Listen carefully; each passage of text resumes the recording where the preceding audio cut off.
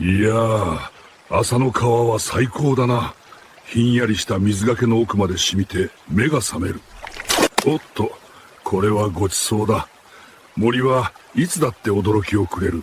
それじゃまたな。森はあるがまま、自然のままがいいんだよ。余計なものはいらない。ご飯がなくなっちまうと森から出て探さなきゃならなくなる。